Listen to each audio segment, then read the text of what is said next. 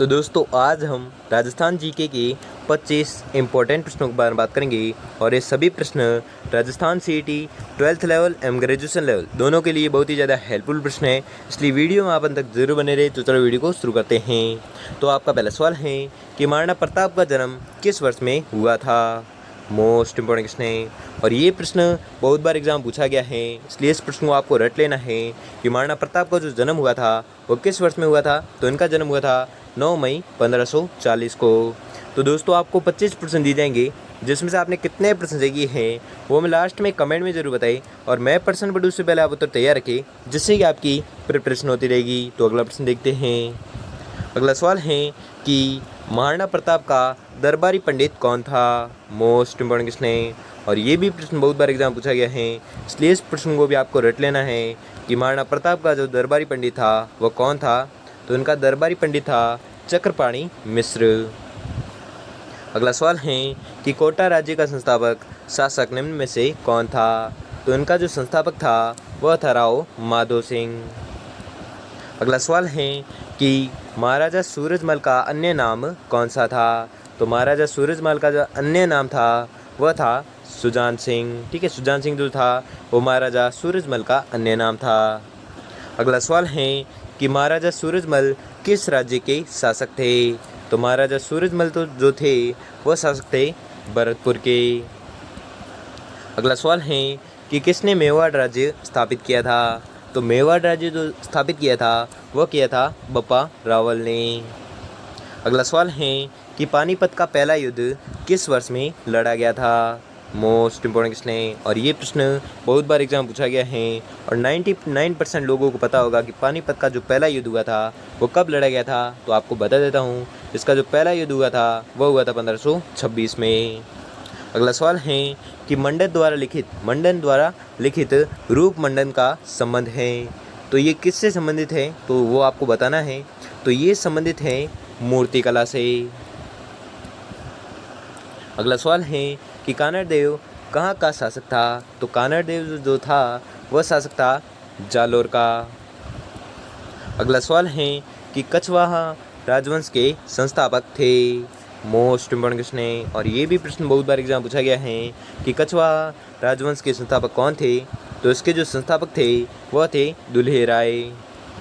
अगला सवाल है कि उस व्यक्तित्व का नाम बताइए जो कि अभिनव भट्टाचार्य के नाम से भी जाना जाता है। मोस्ट इम्पोर्टेंट क्वेश्चन है और ये भी प्रश्न बहुत बार एग्जाम पूछा गया है कि उस व्यक्तित्व या ऐसा नहीं पूछा जाता है, अभिनव भट्टाचार्य के संबंध में प्रश्न पूछे जाते हैं। और ये अभिनव भट्टाचार्य जो उपाधि है ये मोस्ट इम्पोर्टेंट उपाधि है, बहुत बार पूछी जाती है, इसलिए आपको इस प्रश्न को आपको रट लेना है कि उस व्यक्ति का नाम बताइए जो अभिनव भट्टाचार्य के नाम से भी जाने जाते हैं। तो कौन जाने जाते हैं। तो ये जाने जाते हैं महाराणा कुंभा। अगला सवाल है कि बाबर व राणा सांगा के बीच खानवा का युद्ध हुआ था। मोस्ट इम्पोर्टेंट क्वेश्चन है। तो खानवा का जो युद्ध हुआ था वह हुआ था 1527 ईस्वी में।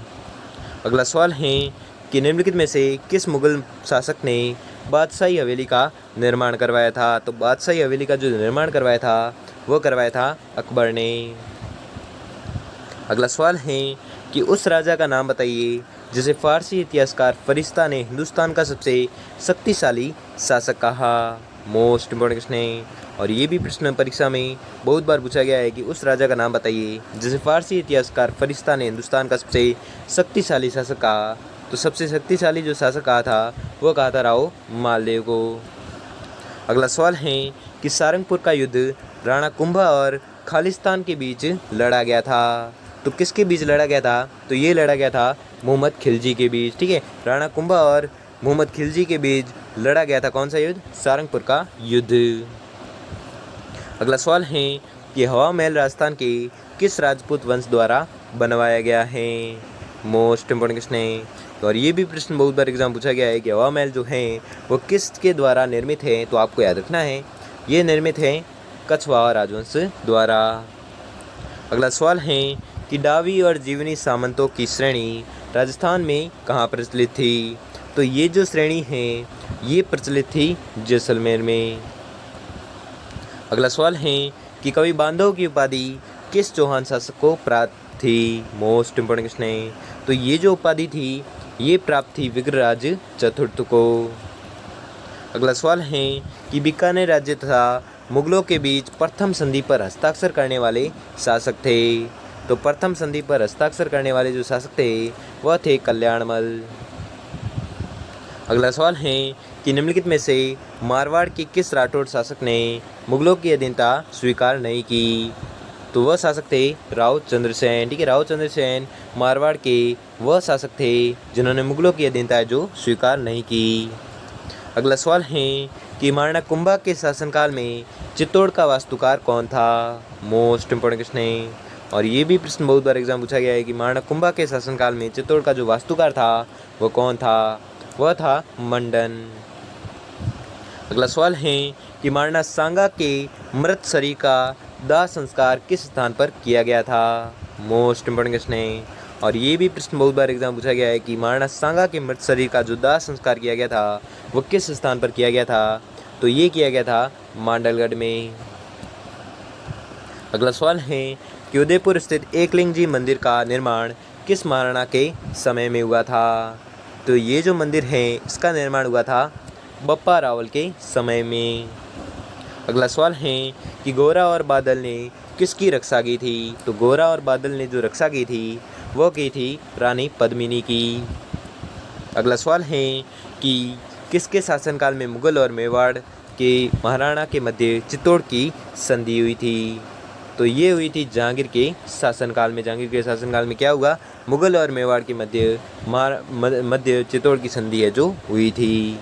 तो दोस्तों आपको 25 प्रश्न दिए थे जिसमें से आपने कितने प्रश्न सही किए हैं वो हमें जल्दी से जल्दी कमेंट करके ज़रूर बताइए।